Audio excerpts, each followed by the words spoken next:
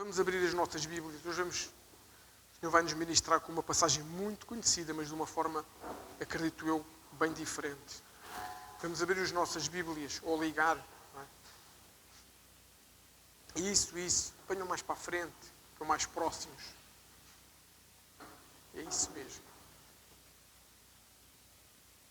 A gente tem total liberdade na casa do Pai. Amém? A gente tem que se sentir confortáveis na casa do Pai. Quando nós estamos na nossa casa, na nossa família, a gente está confortáveis, é ou não é? A gente não tem cá, não posso vir aqui. Quando a gente vai, muitos de nós, eu já não tenho pais, mas quando ia à casa dos meus pais, eu não pedia licença para abrir o frigorífico nem a geladeira. Estou na casa do meu pai, não é? com decência, com ordem, mas a gente, na casa do Pai, estamos à vontade. Então, como eu estava a dizer, vamos abrir no livro de Lucas, é o terceiro Evangelho, capítulo 15, vamos ler do verso 11 ao 24. Vamos ler a parábola do filho pródigo. É uma parábola muito conhecida. Já ouvimos muitas vezes, com toda a certeza. Lucas, capítulo 15, começando no verso 11 até ao 24. Então, diz lá assim. Verso 11. Disse-lhe mais, certo homem tinha 2 filhos. O mais moço deles disse ao pai, Pai, dá-me a parte dos bens que me toca. Repartiu-lhes, pois, os seus haveres. Poucos dias depois, o filho mais moço, ajuntando tudo, partiu para um país distante e ali desperdiçou os seus bens, vivendo dissolutamente. E havendo ele dissipado tudo, houve naquela terra uma grande fome e começou a passar necessidades. Então foi encontrar-se a um dos cidadãos daquele país, o qual o mandou para os seus campos a apacentar porcos. Deixa-me só fazer aqui um parênteses. O porco é um animal maldito na cultura judaica. Só para a gente perceber o que ele passou a fazer. Voltando então agora, verso 15, 16. E desejava encher o estômago com as alfarrobas que os porcos comiam e ninguém lhe dava nada. Caindo, porém, em si, disse, quantos empregados do meu pai têm abundância de pão e eu aqui pereço de fome? Levantar-me-ei, irei ter com o meu pai e dir-lhe-ei, Pai, pequei contra o céu e diante de ti. Já não sou digno de ser chamado teu filho. Trata-me como um dos teus empregados. Verso 20. Levantou-se, pois, e foi para seu pai. Estando ele ainda longe, seu pai o viu, encheu-se de compaixão e, correndo, lançou-lhe ao pescoço e o beijou. Disse-lhe o filho, Pai, pequei contra o céu e diante de ti já não sou digno de ser chamado teu filho. Mas o pai disse aos seus servos, trazei depressa a melhor roupa e vestilha, e pondo-lhe um anel no dedo, e alparcas ou sandálias, depende das traduções, nos pés. Trazei também o bezerro cevado e matai-o, comamos e regozijemo-nos. Verso 24. Porque este meu filho estava morto e reviveu, tinha-se perdido e foi achado. E começaram a regozijar-se. Amém. Meu Espírito Santo, entregamos não apenas esta passagem nas tuas mãos, mas entregamos as nossas vidas, entregamos este tempo, esta ministração. Eu oro para que a tua palavra possa fazer transformação nas nossas vidas. Que possas destapar os nossos ouvidos espirituais para ouvirmos o que tens para nos dizer. Não o que eu tenho para dizer, o que tu tens para dizer a cada um de nós. E que o que tens para dizer seja algo que possa ser guardado nos nossos corações. Que possa trazer realmente mudança, transformação e o mundo ser diferente, porque nós somos diferentes também. Abençoa as nossas vidas nesta manhã, Senhor. É o que eu oro e declaro no nome santo do Senhor Jesus. Amém. E amém. Esta passagem, como eu disse, é muito conhecida. O que é que acham da atitude do filho? Uma atitude feia, não é? A forma como ele se comportou. Ele desonrou o pai, ele trouxe tristeza ao pai e fez mal a si próprio e à família.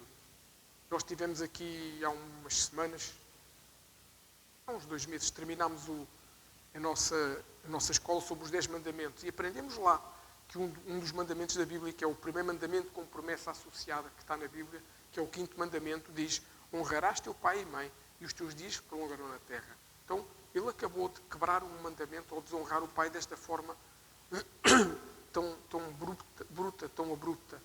E isso trouxe claramente consequências para ele. Eu sei que nós já ouvimos muitas vezes, com certeza, esta história e não vou dizer que ouvimos bem, que ouvimos mal, mas o Senhor hoje quer nos mostrar esta passagem de uma forma um pouquinho diferente, termos uma visão diferente daquilo que Deus nos quer mostrar. Talvez até algum de nós já alguma vez tenha feito este papel de desonrar os pais com algumas atitudes, muitas vezes inconsequentes, principalmente quando somos jovens. A gente acha que sabe tudo. Não é? A gente, quando somos crianças, idolatramos os nossos pais, eles são tudo para nós. E quando começamos a ser jovens, achamos que já sabemos mais do que eles, porque temos acesso a outro tipo de informação. E muitas vezes a gente os desonra, às vezes não aceitando opiniões, não aceitando conselhos. E isso é importante para nós também. Se calhar fazemos nesta manhã uma introspeção e percebermos se nós, de alguma forma, estamos envolvidos aqui nesta passagem de uma forma mais direta mesmo. Mas voltando aqui a esta passagem, o Senhor Jesus começa-nos por relatar que este homem tinha 2 filhos. O mais novo, este que se chama o filho pródigo, e tinha um mais velho, que também poderemos um dia vir a abordar o comportamento dele. Se nós lermos depois do verso 25 para a frente, percebemos que o comportamento do filho mais velho, triste, zangado, com ciúmes do mais novo, também não teve um comportamento muito correto. Mas o importante é nós percebermos que ele tinha 2 filhos. Isto quer dizer que na nossa vida nós temos sempre 2 escolhas possíveis. Nós podemos sempre ir pelo caminho da direita ou pelo caminho da esquerda. É só que eu não estou a falar de política. Caminhos. Nós podemos ir pelo caminho de trás ou pelo caminho da frente, para não ferir suscetibilidades de ninguém. Não estamos a falar. Nós temos sempre 2 opções na nossa vida. Podemos sempre tomar a correta ou a que não é correta. Podemos sempre tomar uma opção com base na nossa alma, nas nossas emoções, ou podemos tomar uma opção escolhendo a Bíblia como ajuste, escolhendo a Bíblia como esse fio de prumo que nos ajuda a organizar as nossas direções, as nossas decisões, para termos as consequências mais corretas possíveis. Este filho foi arrogante. Ele colocou em causa a vontade do pai. Até a forma correta de fazer as coisas. O que é uma herança? Uma herança é algo que, quando a gente é recolhido para o Senhor, quando a gente morre, que a família recebe. Não é? Ele exigiu, ele não pediu, ele exigiu a herança em vida. Ou seja, ele foi pedir a alguém que pela cultura não tinha direito, até pela lei não tinha direito. Se o pai quisesse, o pai dizia-lhe que não. Só que o pai, amoroso, fez a sua vontade. Porque os pais veem sempre mais do que nós. Os pais têm mais experiência de vida. Os pais têm outra noção das coisas. O pai percebeu que ele tinha que ter uma experiência para perceber, para dar valor ao pai que tinha e a tudo o que ele tinha. Então, é isso que nós podemos pensar. Porquê é que o pai lhe deu a herança então? Sabia quase de certeza que ia correr mal. Apenas para ele experimentar isto, apenas para ele ter esta experiência. Agora, pensa em ti. Porquê é que Deus nos deixa fazer coisas erradas? Porquê é que Deus às vezes nos deixa tomar as decisões que nós não devemos tomar? Exatamente o oposto. Porque Deus nos dá aquilo que se chama livre-arbítrio. Já fomos ministrados há umas semanas sobre isso. O nosso poder de decisão, o nosso poder de escolha. E este pai aqui fez igual. Deu-lhe um poder de decisão e de escolha. Claro, nesta parábola, neste livro, o pai é Deus. Quando estamos a falar de um pai que tinha 2 filhos, em que um toma uma decisão errada, esse pai é Deus, que do alto do seu amor, do alto da sua soberania, do alto do seu poder, deu-lhe a escolha de ele decidir o que ele queria fazer, mesmo não sendo certo. Claro que a Bíblia também nos diz aqui, não demorou muito para que ele saísse dos limites da terra do pai. E a gente acredita, por tudo o que nós conseguimos ler aqui, estudando com mais detalhe, o pai era rico. Ele era muito rico, tinha terrenos imensos, tinha territórios, tinha muita coisa. Então, ele saiu para uma terra longínqua. Porquê? Ele podia ter saído apenas dos limites do pai, do território do pai.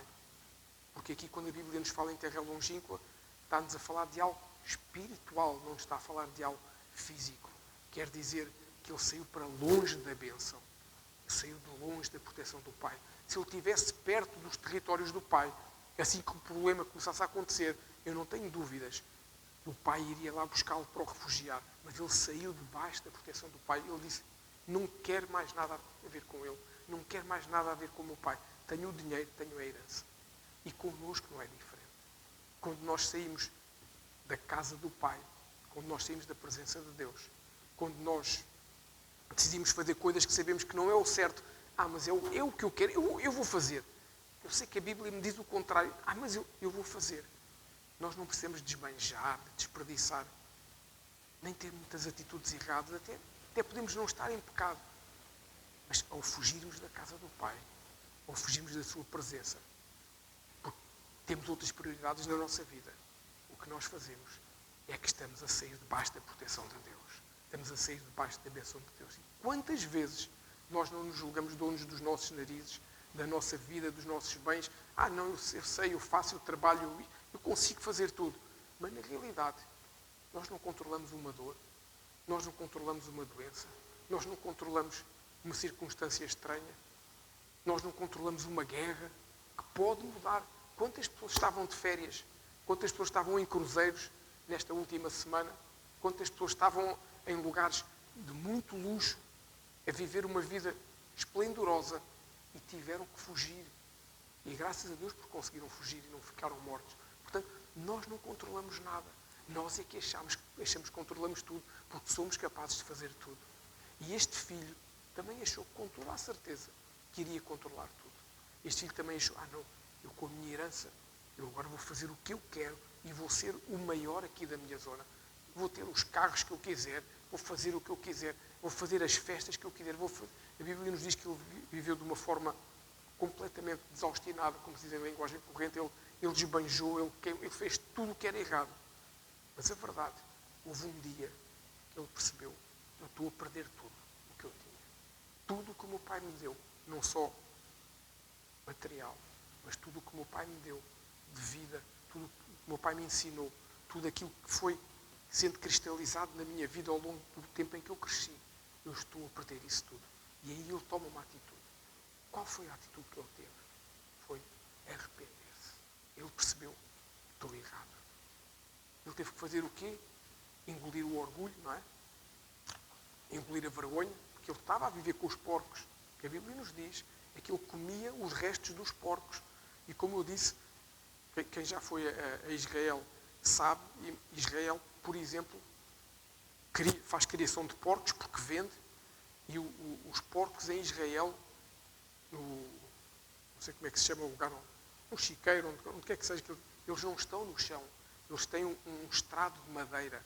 Para quê? Para eles não pisarem no chão de Israel, porque o povo considera que eles são realmente sujos, que é um animal indigno. E então, vejam bem, ele ficou a viver com coisas indignas, ficou a alimentar-se ali. Então ele engoliu o orgulho, engoliu a vergonha, engoliu a culpa e decidiu voltar para a casa do Pai. Então a palavra-chave que o Senhor tem hoje para nós, ao lermos esta passagem que está lá em Lucas do Filho Pródigo, é arrependimento. Essa é a palavra-chave. Não interessa o que eu fiz, não interessa o que eu não fiz, não interessa o que eu desfiz, o que interessa é arrependimento. Entendermos de forma clara que não faz sentido continuarmos a viver a vida da forma como já vivemos, sabendo que ela é contrária, sabendo que nos afasta da bênção de Deus. Aqui, falando de um ponto de vista, mesmo mais espiritual até, não faz sentido viver uma vida religiosa, em que se cumpre muitos preceitos, muitas doutrinas, muitos pormenores, muita coisinha, mas o importante é que o coração está longe do Pai. Eu posso ter, eu não quero dar exemplos, posso ferir algumas pessoas que depois nos possam ver de denominações diferentes, mas às vezes cria-se certos rituais humanos para se poder estar numa igreja, para se poder fazer certas coisas, e o coração não está ali. E mais importante do que a roupa com que nós andamos, mais importante do que o que quer que seja, a forma como nos comportamos, é onde é que está o nosso coração. É isso que o Senhor hoje nos quer chamar. Onde está o nosso coração? O Senhor hoje confronta-nos com o nosso ego, com o nosso orgulho. Não, eu não faço isso porque eu sou muito importante.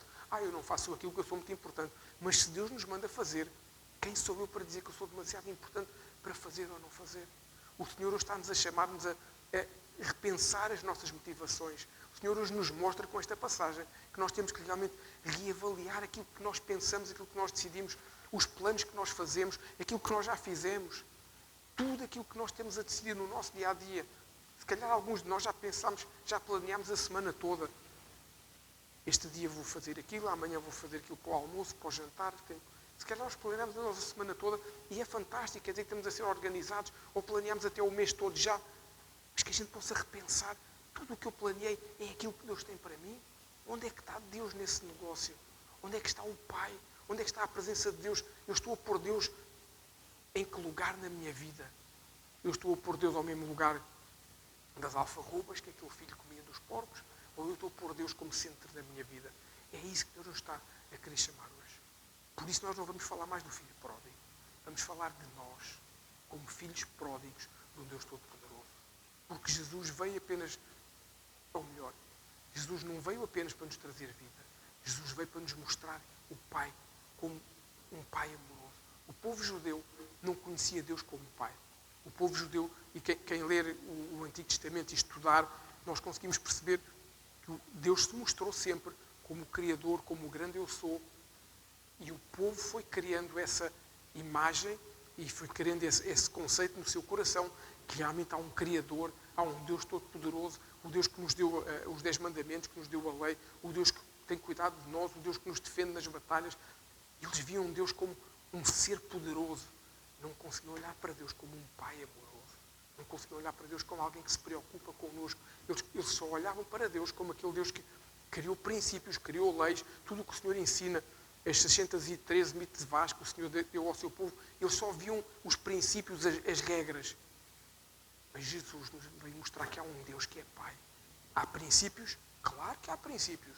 Os 10 mandamentos não deixam de ser 10 mandamentos só porque Jesus veio dizer que amarás ao teu próximo como a ti mesmo e o teu Deus sobre todas as coisas. Isso foi Jesus a juntar tudo em dois apenas para nos mostrar a importância do amor.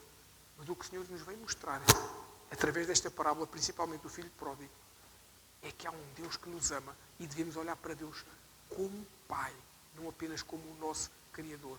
Por isso, através desta passagem, nós podemos extrair princípios importantes, necessários para sermos curados, para conhecermos melhor a Deus e não termos medo de ir ter com Deus. Quantos de nós, se calhar, temos receio de chegar aos pés do Senhor e dizer: meu Deus, eu pequei hoje. O que este jovem fez? Pequei contra o céu, pequei contra ti, meu Pai. Foi o que nós lemos quando ele chegou ao pé do Pai. Ele disse, ele assumiu. Quantos de nós às vezes temos medo de dizer isso porque temos medo que Deus mande um raio naquela altura e nos fulmine? Porque muitas vezes isso é ensinado como se Deus fosse um velho resingão que está lá no seu alto trono a impor coisas. Deus não funciona assim. A soberania de Deus não é preciso ser colocada dessa forma. Deus é um Deus de amor. E esta ilustração do Filho Pródigo é tão autêntica que nos permite explicar a necessidade que nós temos deste Pai. Esta passagem revela-nos a forma bondosa, a forma terna, como Deus nos espera, como Deus nos recebe, como Deus cuida de nós. Mas também, por outro lado, esta passagem também nos mostra que o pecado, que as más escolhas, que as más decisões, que o afastamento da bênção levam-nos para fora dessa herança do Pai e deixam-nos à mercê de quê? Do mundo. Deixam-nos à mercê das trevas, deixam-nos à mercê dos demónios e, consequentemente, deixam-nos à mercê de circunstâncias, de situações e de pessoas que geram morte e afastamento da presença do Pai. O Senhor, na sua palavra, deu sempre muitos conselhos, mesmo no Antigo Testamento, ou principalmente no Antigo Testamento, sobre a forma como nós nos relacionamos com as pessoas. Que eu escolha com quem eu me estou a relacionar, se é alguém que eu estou a atrair para Ele, ou se é alguém que me vai atrair para o mal. É isso que nós temos sempre que avaliar em tudo o que nós fazemos, em todas as nossas decisões. Mas nesta parábola, falando desta parábola em particular, em nenhum momento, naqueles 15 versículos que nós lemos, em nenhum momento nos é relatada uma repreensão, uma crítica ou uma condenação por parte do Pai. Eu desafio a estudarem em casa, a lerem, esmiuçarem esta passagem novamente e vão ver que apenas o que nós temos aqui é um coração que manifesta amor, um coração que manifesta aceitação, um coração que manifesta desejo de cura e um coração que manifesta desejo de restauração do Filho. Preocupação do Pai, uma dor e uma preocupação profunda pela ausência, pelo destino que o seu Filho amado estava a levar. E lembrem-se, nós somos o Filho desta ilustração, somos nós. E Deus é assim, aquele Pai é assim, porque Deus é mesmo assim. Porque Deus não tem apenas amor por nós, Deus é amor, é muito mais do que ter amor por nós. Deus não tem apenas bondade sobre as nossas vidas, Deus é bondade, é a própria bondade. Deus não tem apenas perdão para nos entregar, Deus, Ele é o perdão, é a capacidade de nos perdoar. E este Pai não pensou em nenhum momento naquilo que o Filho esbanjou. Eu não sei quantos milhões foi a fortuna que ele levou. Não sei se foi muito, se foi pouco. Deve ter sido algo muito significativo para ele exigir e para poder gastar. Mas este Pai em nenhum momento se preocupou com o que materialmente foi esbanjado. Não se preocupou com nada disso. Este pai ficou preocupado foi pelas atitudes do filho. O pai não ficou preocupado pela vergonha que a família podia passar, sabendo que um filho seu estava a deixar um nome errado, um mau nome, um mau testemunho. Não. Em nenhum momento ele ficou preocupado com isso, embora a família pensasse nisso. Mas ele, o que ficou sempre, foi preocupado com o seu filho. Ele não ficou a pensar se o filho tinha perdido confiança, se o filho tinha feito coisas. Não. Ele sabia que ele tinha feito isso, mas isso não era a preocupação. A preocupação é que aquele filho era o seu filho. Aquele filho era o filho amado dele e ele era o seu pai. Essa era a grande preocupação. Da mesma forma que Deus olha para nós. Eu não vou dizer que Deus não se preocupa se nós pecamos ou não pecamos. Claro, porque Deus sabe que o pecado nos afasta dele e Deus quer ter relacionamento connosco. E a Bíblia nos diz que o pecado gera morte, morte espiritual e até muitas vezes morte física. Mas essa não é a grande preocupação do Pai. A preocupação do Pai é que nós somos os seus filhos e Ele quer zelar pela nossa vida. Ele quer que a gente tenha uma vida de paz. Ele quer que a gente tenha uma vida completa em família. Ele quer que a nossa casa seja um pedacinho do céu. Ele quer que a gente seja guardados em todo o tempo. Então, este pai ia fazer tudo o que fosse necessário para que o seu filho, quando voltasse, se sentisse bem, se sentisse novamente aceito em casa. O pai, naquele momento, esqueceu tudo o que estava ali errado. O pai esqueceu tudo aquilo que o filho tinha feito de errado. A preocupação era o quê? Ele voltou. Então, se ele voltou, eu vou fazer com que ele se sinta bem. Então, o que é que o pai fez para que o filho se sentisse bem? Vamos ver aqui agora, ver aqui alguns versículos em pormenor. Como é que foi o comportamento do pai? No verso 20, diz lá assim, que o pai viu de longe. Ou seja, o pai estava à espera que ele voltasse. O pai aguardava que o filho voltasse. O pai estava esperançado que o filho voltasse. O pai percebeu que o filho viria voltar. Percebeu que era importante ele voltar. Ou seja, ele não o rejeitou. Ele não o esqueceu em momento nenhum. Pelo contrário, ele desejava o regresso do filho. Assim Deus é connosco. Deus deseja que a gente volte para a casa do Pai. Deus deseja que a gente se arrependa. Palavra-chave, como eu disse, arrependimento. Deus deseja que nós possamos reunir-nos com Ele, termos confiança com Ele, sermos amorosos com Ele, porque o amor dele por nós não mudou. Mas este pai diz lá ainda no versículo 20, diz que foi movido de misericórdia pelo filho.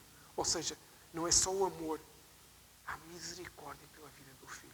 Deus tem misericórdia de nós. Então, o que é que quer dizer esta misericórdia? É que o pai estava pronto a restaurar tudo novamente o relacionamento.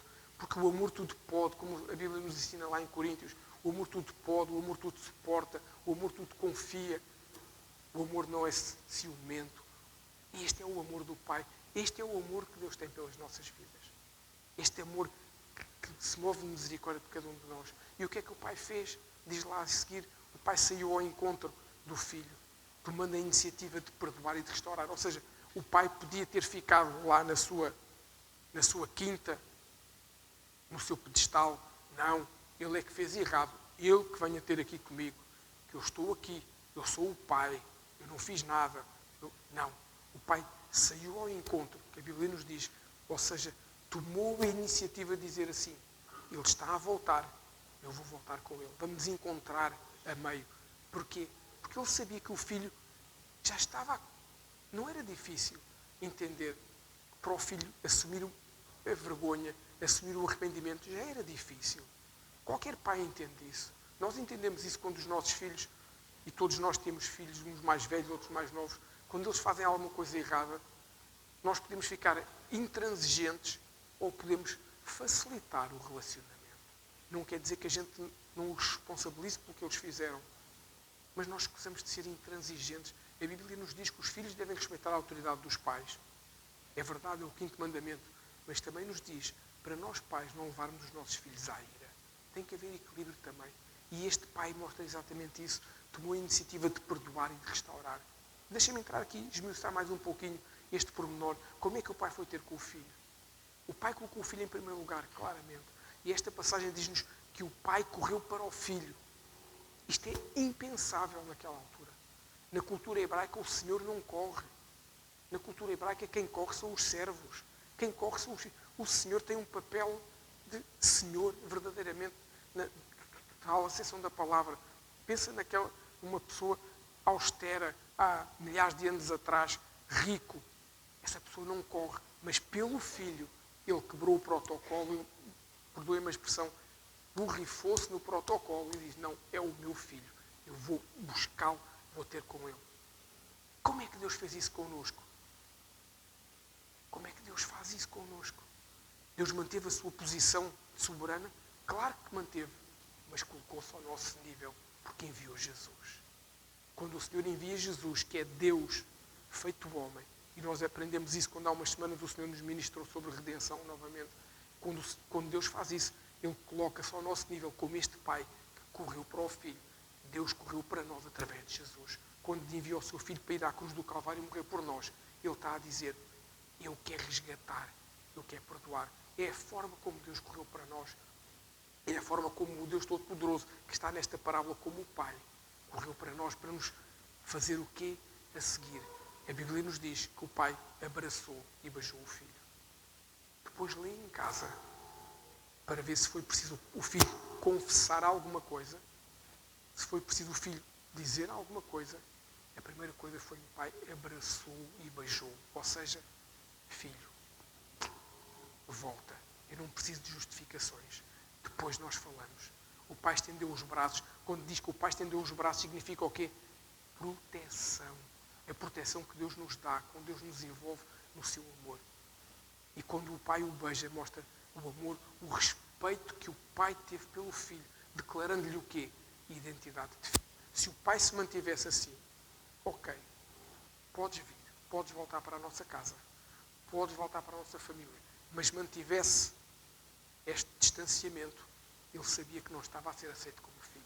Estava a poder voltar, sim, ia deixar de comer com os porcos, ia voltar a ter uma cama para se deitar, ia poder trabalhar, ia poder comer com a família. Mas não era filho. Mas quando o Pai o abraça, quando o Pai quebra esse protocolo, o Pai diz, tu és o meu filho, eu só abraço o meu filho, não abraço qualquer um, só os meus filhos é que eu abraço. É isso que o Senhor também nos diz hoje. O Senhor estende os seus braços para nós, para restaurar em cada um de nós essa identidade de filho, que às vezes a gente vai perdendo pelo caminho. A vida tem tanta confusão, a vida cria-nos tantas adversidades por vezes, cria-nos tantas desilusões, tantos desânimos, tantos planos que a gente às vezes faz e desmorona-se tudo. E às vezes nós nos esquecemos que somos filhos do Deus Altíssimo.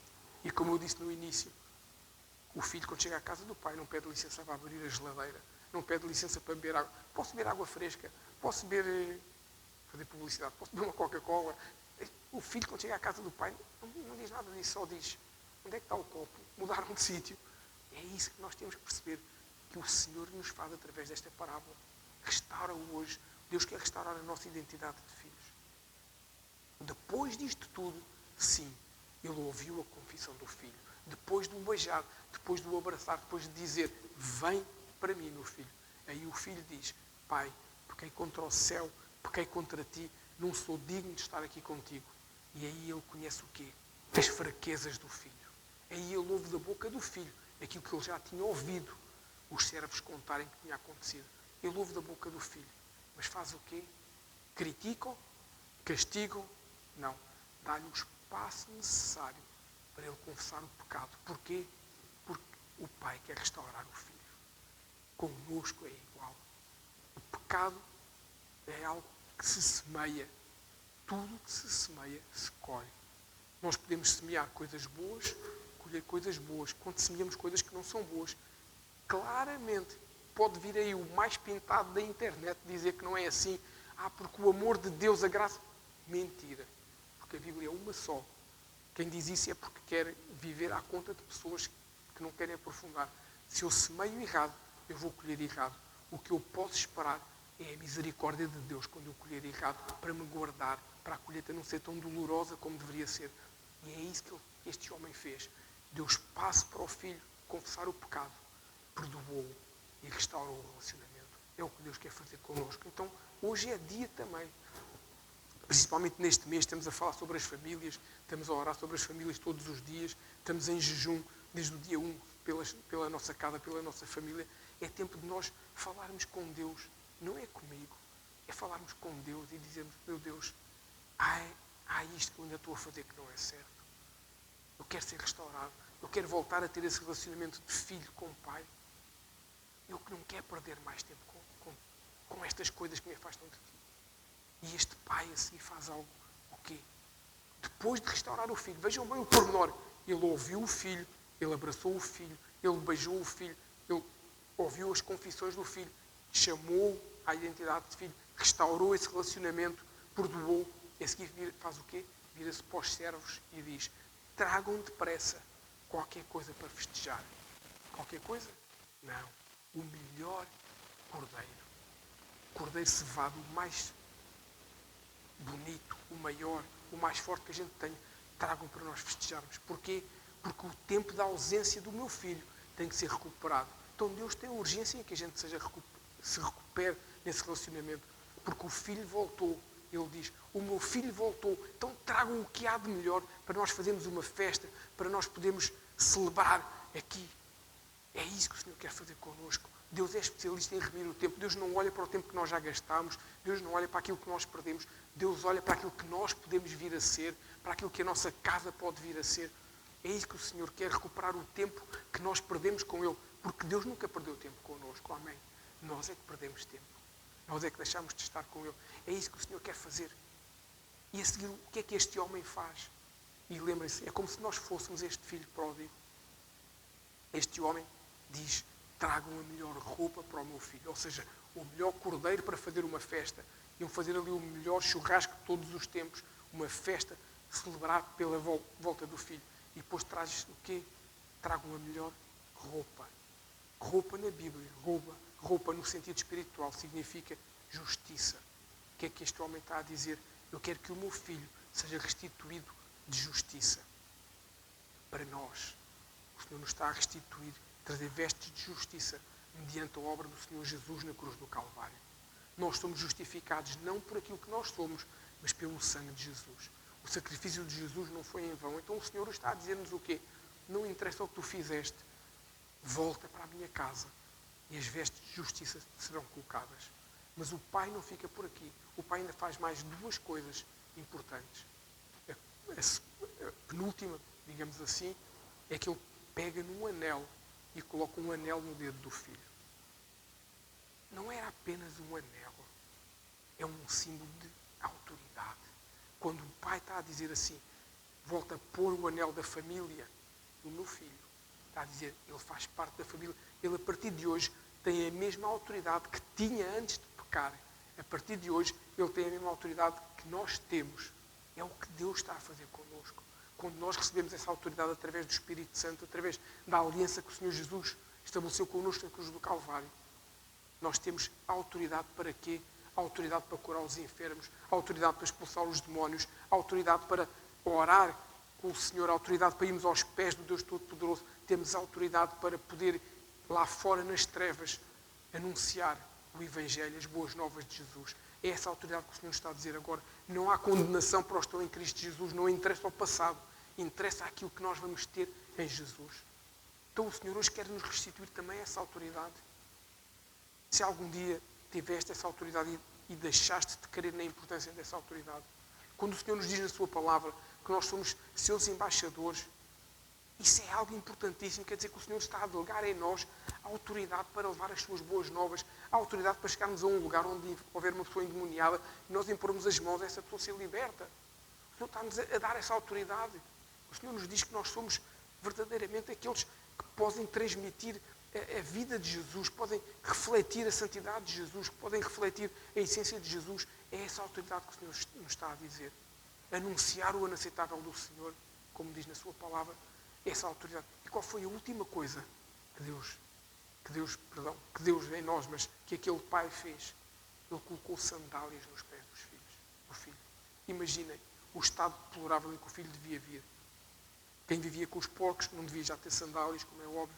As roupas deviam estar imundas, completamente rasgadas. Então ele colocou-lhe essas roupas, colocou-lhe o anel no dedo e colocou sandálias. Qual é o significado das sandálias nos pés? Não apenas para mostrar que ele deixou de ser alguém que não tem importância, mas para mostrar que há um caminho novo para aquele que se aproxima do Pai. A partir daquele momento havia um caminho novo que estava a ser restituído como filho da casa, como filho da família, como filho do Pai, claro. Mas também um caminho de reto, de bênção, de crescimento, de discipulado, de intimidade, que é o que Deus tem para nós. O Senhor hoje quer colocar-nos essas sandálias novas nos nossos pés, para nós podermos trilhar um novo caminho.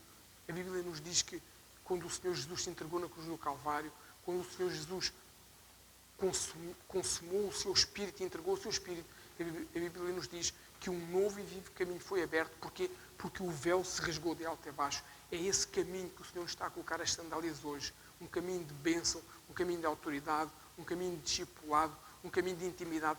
É isso que Deus está a querer para cada um de nós, para nós não ficarmos mais no mesmo, na mesmice,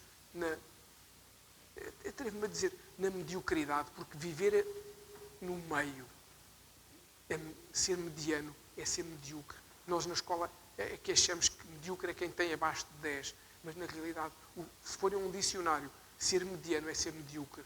Há quem é mau, mediano ou medíocre, e quem pode ser mais do que isso, e Deus chama-nos para sermos mais do que isso. Amém. Posso pedir para nós ficarmos de pé, para podermos terminar? Este filho estava perdido, amém, mas foi achado. Foi achado porque havia um novo tempo para ele. E hoje há um novo tempo também para nós, que o Senhor quer começar um novo tempo para nós. Como eu disse, eu desafio cada um a ler em casa este capítulo de Lucas. E vão perceber que em cada gesto que o Pai fazia, no olhar do Pai, nas palavras, nós vemos o imenso amor que o Pai tinha por aquele filho. Então hoje, para cada um de nós, a gente possa entender esse tempo de amor, que a gente possa entender a forma como Deus está a falar connosco, que a gente possa entender a forma como o Senhor nos está a dizer, volta para casa. Hoje é tempo de voltarmos para casa. Hoje é tempo de nós deixarmos Deus colocar-nos novas vestes, estas vestes de justiça. Hoje é tempo de cada um de nós recebermos um anel no dedo. Hoje é tempo de cada um de nós podermos ter umas sandálias novas para trilhar um novo caminho. E hoje é tempo de cada um de nós passarmos a conhecer o Pai em intimidade. Amém. Vamos fechar os nossos olhos para orarmos. Senhor, meu Deus, nós entregamos esta palavra nas Tuas mãos, Senhor. Tu sabes aquilo que Tu tens para cada um de nós. Tu sabes a necessidade que cada um de nós tem. Tu sabes também as dificuldades que cada um de nós tem, meu Deus. Eu oro para que Tu nos possas mostrar nesta manhã, Senhor, quão importante é nós vivermos a vida que Tu tens para cada um de nós. Eu oro, Senhor, para que Tu nos possas mostrar esse caminho novo que Tu tens para cada um de nós. Eu oro para que possas colocar em cada um de nós realmente esse anel no dedo, meu Deus, que possas colocar esse anel que nos faça a diferença, mas acima de tudo que a gente possa querer que esse anel seja colocado no nosso dedo. Deus, eu oro por transformação nas nossas vidas. E a gente possa trilhar um caminho novo a partir de hoje, um caminho de bênção, mas também um caminho de intimidade contigo, Senhor. Um caminho onde a gente se coloca aos Teus pés, um caminho onde a gente ouve o que Tu tens para cada um de nós, meu Deus. Um caminho onde nós não andamos mais nas nossas emoções, na nossa vontade, mas um caminho onde a gente ouve a Tua voz, onde a gente não se afasta nem para a direita nem para a esquerda do caminho que Tu tens para nós, meu Deus. E eu oro por arrependimento, que hoje possa haver esse desejo no nosso coração, de falarmos contigo, de entregarmos a Ti o nosso fardo. A Tua Bíblia nos diz, Senhor, vinde a mim todos os que estão cansados e oprimidos, porque o meu fardo é suave e o meu jugo é leve. Eu oro para que hoje a gente possa entregar cada um de nós esse fardo nas Tuas mãos. Talvez alguns de nós possamos estar com um fardo tão pesado que não conseguimos suportar mais, que nos leva até a pensar desistir de tudo e mais alguma coisa. Meu Deus, eu oro para que hoje nos possas trazer ânimo, força e vigor, fortalecendo-nos, meu Deus, para que nós possamos ser ministrados pelo Teu Espírito Santo e alcançarmos em Ti o descanso e a paz que nos leva para mais além. Enche-nos, Senhor, nesta manhã da Tua presença, Senhor. Que a gente possa ouvir o que Tu tens para cada um de nós. Que a gente possa caminhar conforme Tu vais ouvindo, o que nos vais dizendo. Que a gente possa querer fazer o que Tu nos ensinas a fazer. Que a gente possa querer ter uma comunhão imensa contigo, meu Deus. Chama-nos à mudança, meu Deus, te peço, no nome santo de Jesus. Senhor, eu peço que nos dês ouvidos para Te ouvir, Senhor. Eu peço que nos dês um coração para obedecer, Senhor. Nos dês formosos pés para podermos seguir em todos os caminhos, Senhor. E olhos para nós te contemplarmos, meu Deus. Que a gente possa gastar a nossa vida para estar contigo, meu Deus. Que a gente possa doar a nossa vida para estar contigo. Que nos possas colocar esse anel no dedo, Senhor. Que possas colocar as sandálias nos pés, vestes novas sobre cada um de nós, meu Deus. E que cada um de nós possa receber esse abraço. Esse abraço que só um Pai pode dar. Esse abraço que só o Deus Todo-Poderoso nos pode entregar. Um abraço que traz vida, um abraço que traz cura, um abraço que traz restauração. Esse é o Deus a quem eu sirvo. Esse é o Deus Todo-Poderoso. Esse é o Deus a quem eu amo sobre todas as coisas. Esse é o Deus que me amou primeiro, muito antes de eu sequer pensar que teria um Deus a quem eu gostaria de servir, a quem eu teria prazer em servir. Eu oro por essa mudança hoje nas nossas vidas. Eu oro por essa transformação sobre cada um de nós nesta manhã.